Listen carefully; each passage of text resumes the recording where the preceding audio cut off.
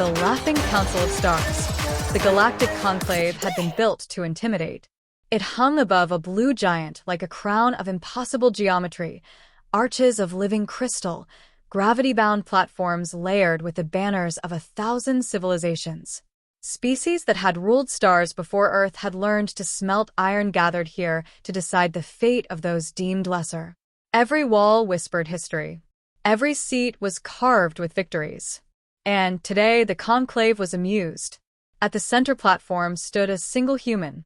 Ambassador Elias Rowan kept his hands folded behind his back, spine straight, face carefully neutral. He wore no armor, no ceremonial enhancements, no genetic displays of dominance like half the chamber. Just a simple dark uniform marked with a small blue and green emblem, Earth. The chamber lights shifted as the speaker of the conclave, a vast, ringed entity of shimmering chitin, projected the evaluation summary into the air. Species designation, human, the speaker intoned. Origin world, Sol 3. Technological status, recently interstellar. Threat index, negligible. A ripple of amusement passed through the chamber. Some species laughed aloud. Others pulsed colors of mockery. One avian delegate clicked its beak in what translated loosely as pity. Rowan had been warned about this. Humanity had been warned about this. Still, hearing it spoken so casually felt like a blade pressed lightly against the throat. The speaker continued. Humans possess no natural armor. No claws. No venom. Their lifespans are brief, their bodies fragile, their planet biologically unstable. A towering warlord from the Karth Dominion leaned forward, metal-plated mandibles clanking. They destroy their own ecosystems, it said. A species too primitive to master its cradle world has no place among the stars. Laughter echoed again. Another delegate, a being of light contained within a lattice of force, added, their military doctrine relies on individual heroism. Inefficient, emotional, predictable.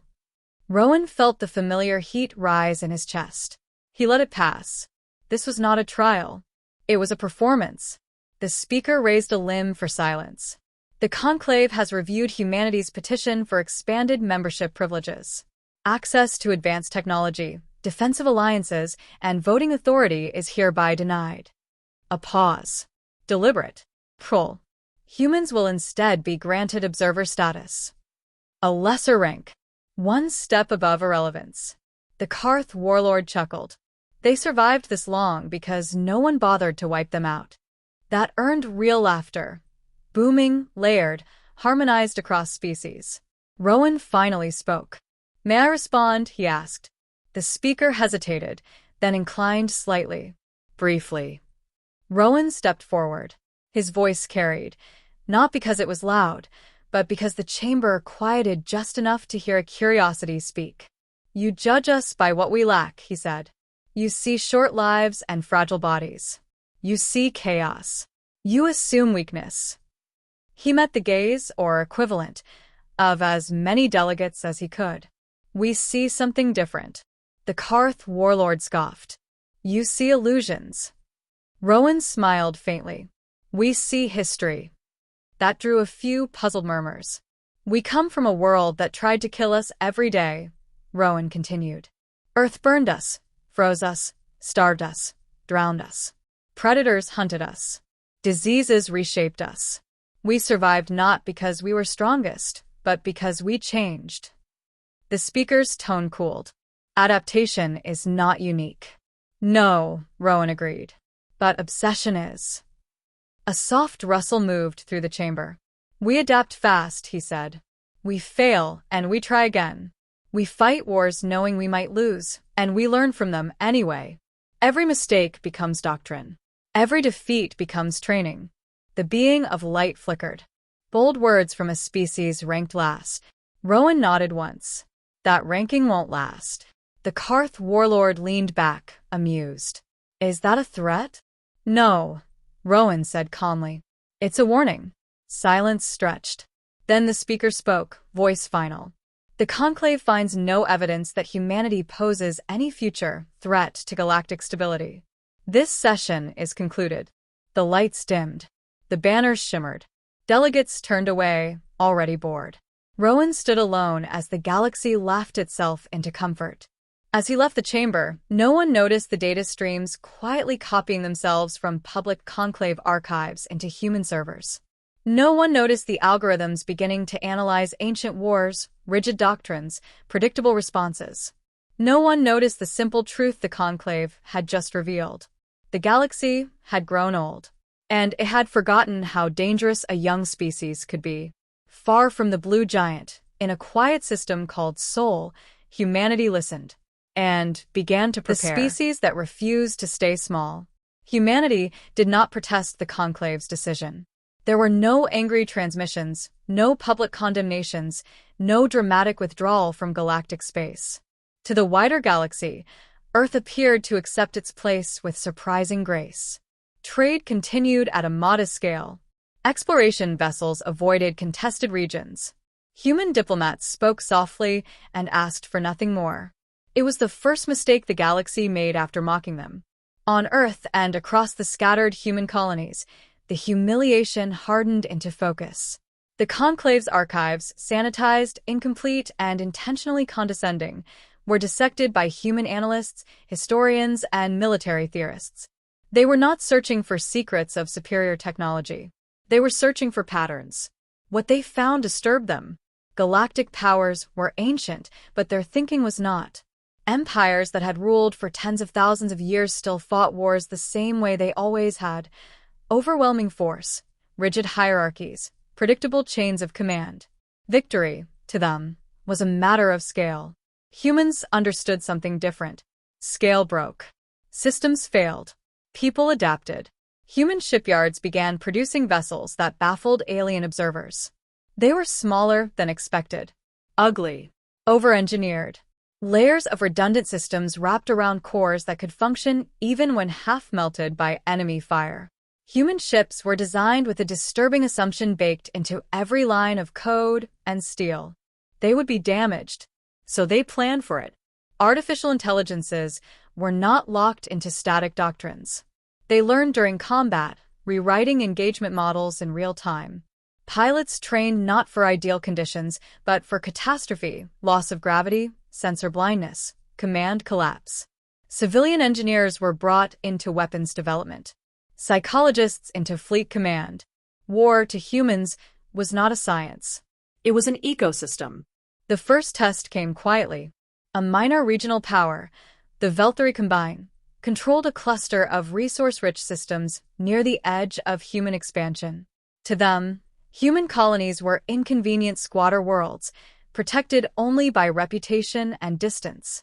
When a mining outpost failed to meet a tribute demand, the Combine dispatched a punitive fleet. They expected surrender. What they found was silence. The human colony had been evacuated days earlier. Automated defenses triggered late, drawing the Veltari fleet deeper into orbit. Then the stars went dark. Human strike craft emerged from sensor shadows where no sane commander would hide ships, inside debris fields, radiation storms, the blind spots of their own wrecked satellites. They did not engage directly. They crippled engines, sabotaged communications, seeded false signals across the system. Veltari command fractured within hours. Human forces withdrew as suddenly as they had appeared. The Combine pursued, angry now, humiliated. That was when the second phase began. Supply depots failed. Navigation beacons misaligned. Long-range communications began broadcasting contradictory orders, perfectly mimicking Veltari command codes. Crews turned on officers. Fleets scattered. Within 3 months, the Veltari Combine ceased to exist as a unified power. Humanity did not claim their territory. They released the captured worlds, installed temporary stabilization grids, and left. The Conclave barely noticed. The official report labeled the event a localized collapse caused by internal instability. A footnote mentioned possible human involvement, dismissed as improbable. But galactic militaries noticed. Quietly, simulations began to include a new variable. Analysts coined a term they did not share publicly: human-style warfare.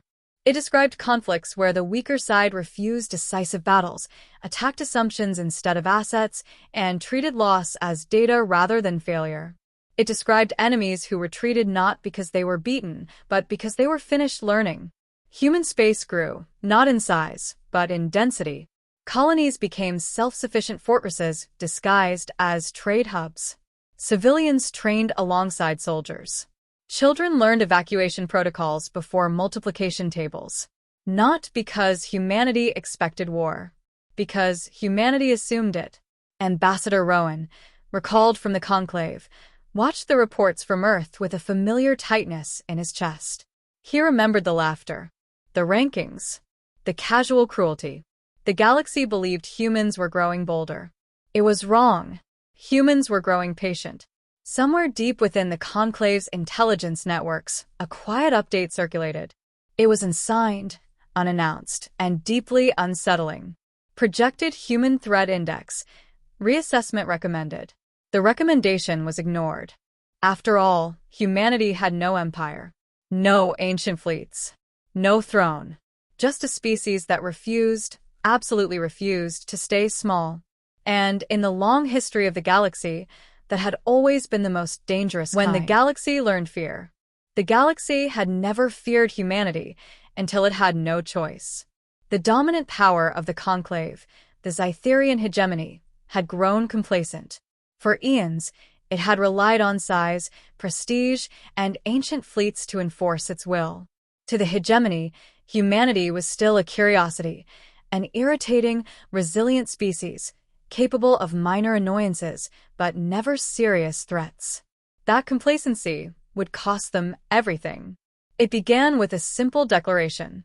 The hegemony's supreme commander, a bioengineered intellect known as VRYLCore, announced a preemptive strike.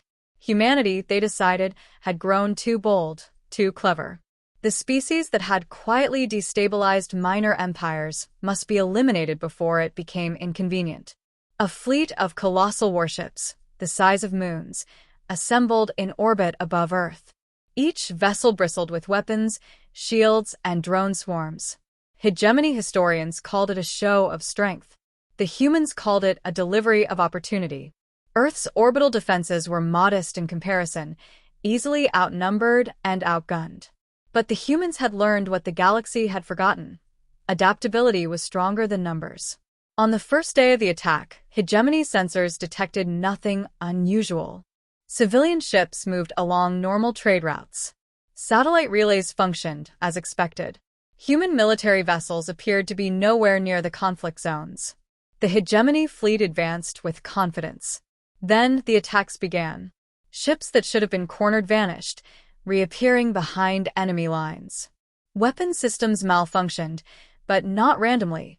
The failures were engineered to appear as accidents, eroding trust between captains and their command. Entire squadrons of drones turned against their masters, reprogrammed in seconds by AI protocols humans had quietly uploaded into the fleet. It was chaos. But the humans themselves were scarce. Commanders realized too late that Earth's population had been evacuated long before the fleet arrived.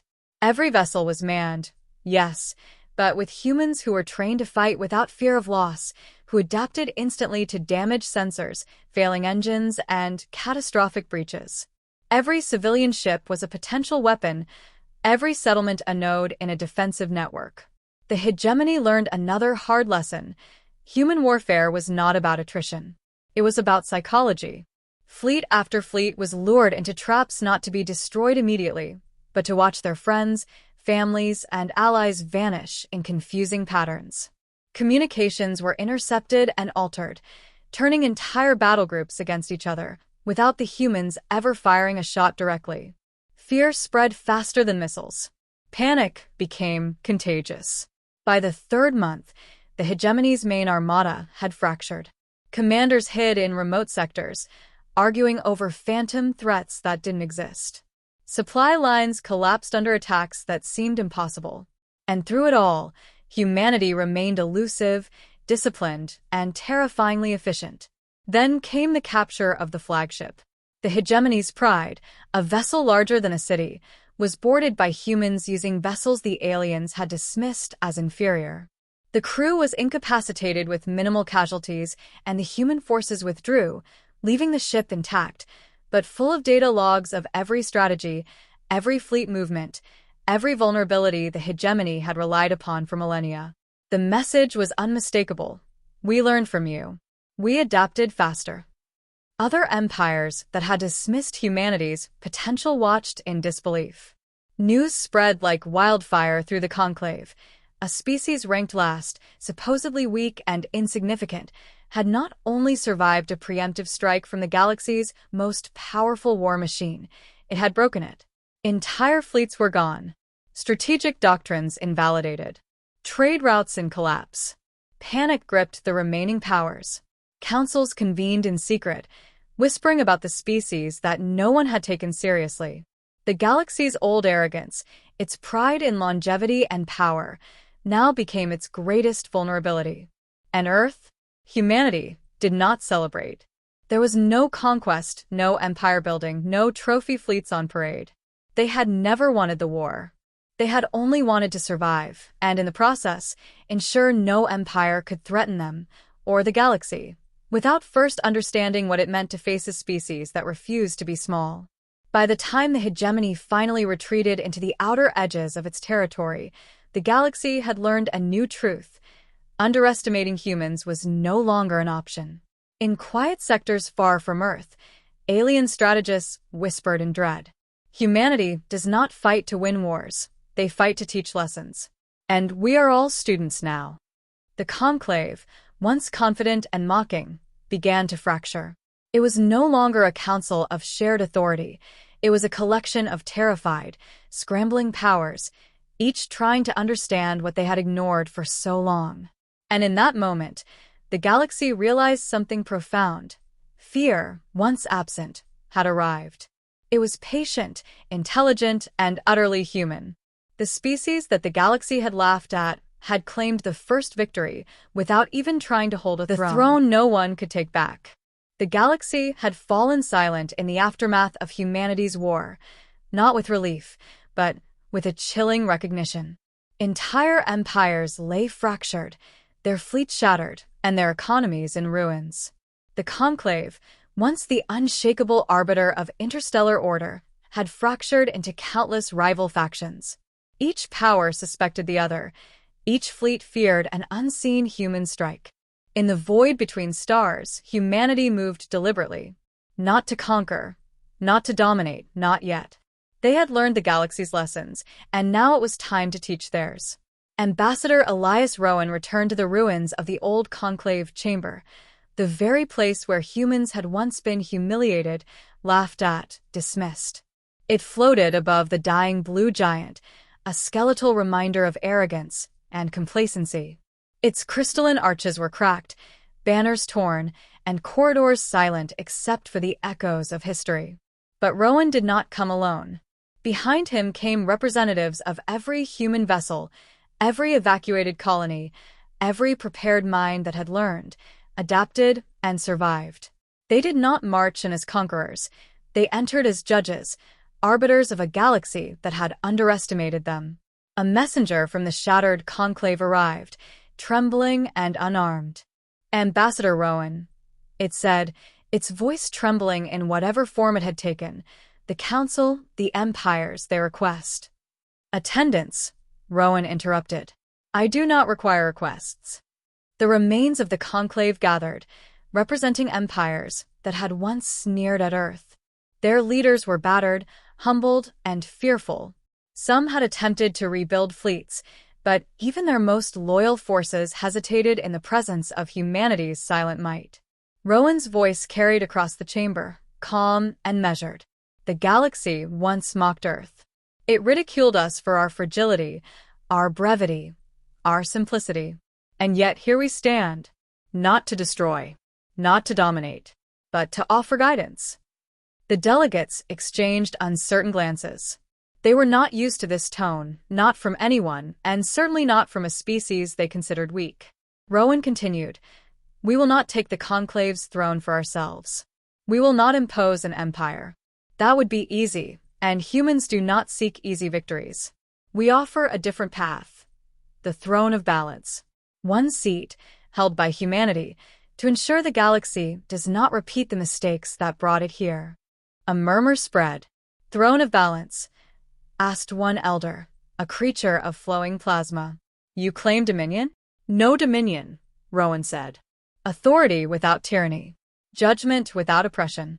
Intervention without conquest. We will enforce no creed but survival, no law but adaptation, and no tradition but growth. For centuries, the galaxy had feared survival. Empires obsessed over strength, technology, and hierarchy. Humanity had survived because it embraced change. Now, that principle would extend beyond Earth. The alien delegates hesitated. Some were skeptical. Some were terrified. But all understood the same undeniable truth. No empire had survived humanity's cunning, endurance, and patience. Rowan gestured to the shattered remains of the conclave's central dais. This seat, he said, is not a throne of kings or rulers. It is a symbol, a reminder that the galaxy must evolve or perish. We will not dominate, but we will ensure balance. Those who threaten life, those who exploit recklessly, those who mock the weak, they will learn what happens when humanity judges them. One elder spoke finally, voice quivering. Why not destroy us? Why spare us? Rowan's gaze swept the chamber, calm and unwavering. Because we remember being weak. Because we know what it is to be dismissed, underestimated, humiliated. We do not forget. We do not seek revenge. We do not impose fear for its own sake. We act only to preserve what matters: life, potential, and the chance for growth. That is the law of humanity. The delegates fell silent. For the first time, no species dared laugh. No fleet moved arrogantly. No empire assumed invincibility. Humanity had claimed a power far greater than conquest, the authority to shape a galaxy through respect, fear, and wisdom. On the dais, Rowan placed a simple emblem, a globe of blue and green encased in transparent crystal, a symbol of Earth's resilience. It pulsed softly, a heartbeat in the empty chamber. Around it, representatives of the surviving species approached cautiously, placing their own insignias alongside it, acknowledging the new order. The galaxy had been humbled. It had been reshaped. And it had learned that mocking humanity was not merely foolish. It was dangerous. Rowan turned toward the observation window. Beyond the conclave, stars burned brightly, galaxies spun endlessly, and planets teemed with life. The future of the galaxy was no longer dictated by arrogance, age, or size. It was dictated by a species that refused to be small. And humanity had claimed the throne, not to rule, not to dominate, but to ensure that every species understood the true meaning of survival, adaptation, and respect. The final words echoed quietly across the chamber, but their meaning resonated through every star system. The galaxy once laughed at humanity. Now it listens, and it will never forget.